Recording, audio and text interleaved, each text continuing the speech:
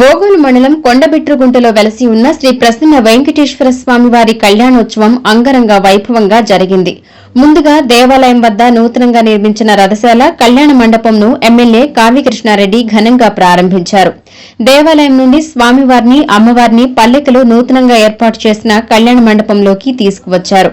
కళ్యాణ మండపంలో హోమాలు, పూజలు నిర్వహించారు. స్వామివారికి పట్టు వస్త్రాలు సమర్పించారు.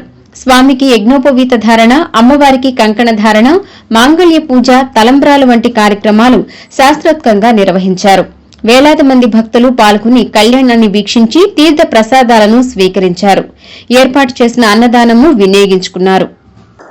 ఈ రోజున ఈ బిల్వకోట క్షేత్రంలో ప్రసన్న వెంకటేశ్వర స్వామి సన్నిధిలో ఈరోజు కళ్యాణ మహోత్సవాన్ని రంగరంగ వైభవంగా నిర్వహించడం జరిగింది.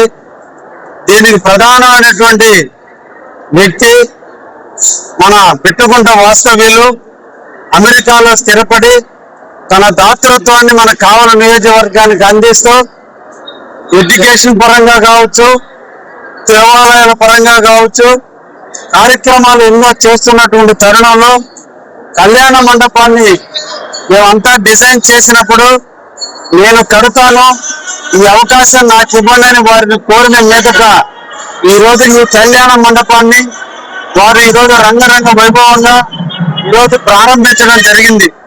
ఈ సందర్భంగా ఆ కుటుంబ సభ్యులందరికీ కూడా ప్రసన్న వెంకటేశ్వర స్వామి యొక్క ఆశీస్సులు మెండుగా ఉంటాయని, ఆ దేవుని యొక్క నీడలో వారు చల్లగా ఉంటారని మనసారా కోరుకుంటూ కావలి నియోజకవర్గానికి సంబంధించినటువంటి భక్త మహాశైలందరూ కూడా ఇక్కడికి విచ్చేసి వెంకటేశ్వర స్వామి యొక్క కళ్యాణ మహోత్సవాన్ని తిలకించినందుకు పేరు పేరున అందరూ కూడా ధన్యవాదాలు తెలియజేస్తూ ఈ నెల 26వ తేదీ నుంచి వచ్చే నెల 7వ తేదీ వరకు 11 రోజుల పాటు అవాహిని బ్రహ్మోత్సవాలను మొట్టమొదటి కావలి బిల్వకోట క్షేత్రంలో ఈరోజు ప్రభుత్వ అనుమతులతో దీన్ని ప్రారంభించడం జరుగుతుంది.